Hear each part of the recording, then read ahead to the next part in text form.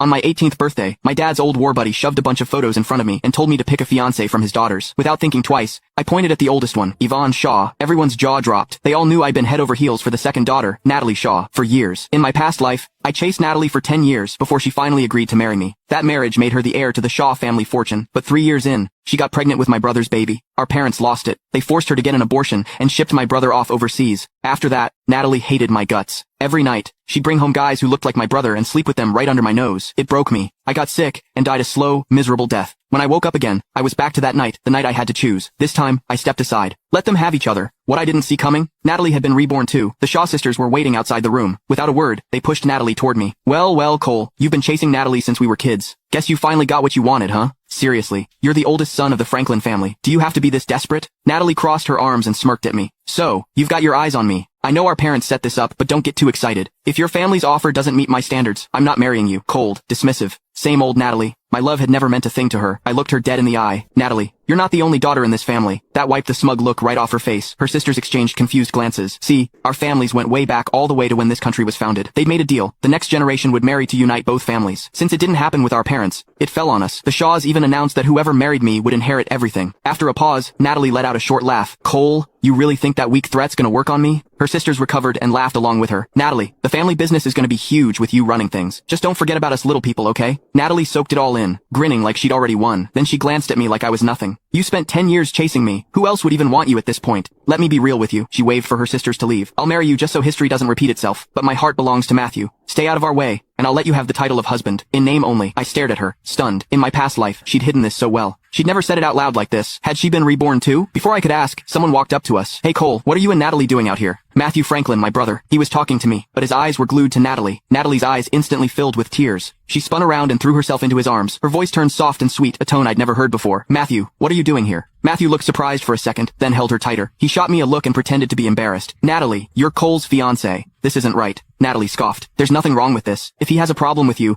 he can forget about marrying me. She grabbed Matthew's hand and walked off without looking back. I rubbed Yvonne's photo between my fingers and smirked. Natalie, I was never planning to marry you anyway. The party was winding down. Most guests had left when Natalie and Matthew finally showed up again. Natalie had changed into a high-neck dress. Matthew had faint marks on his neck that told the whole story. The tension between them was so obvious, you could practically smell it. The old me would have lost it, stormed over, made a scene. But I'd seen this play out 100 times in my past life. I was numb to it now. I knocked back my drink and turned to leave. When Natalie saw I didn't care, she frowned. For the first time ever, she called out to me. Cole, what's your problem? I'm your fiancé. Matthew's your brother. You're just gonna leave without saying hi? Where are your manners? Apologize to us right now, or you're not getting your birthday present. She was holding a small ring box. Matthew took it from her and waved it in my face, smirking. Cole, Natalie had this made just for you. She put a lot of thought into it. I looked at the box.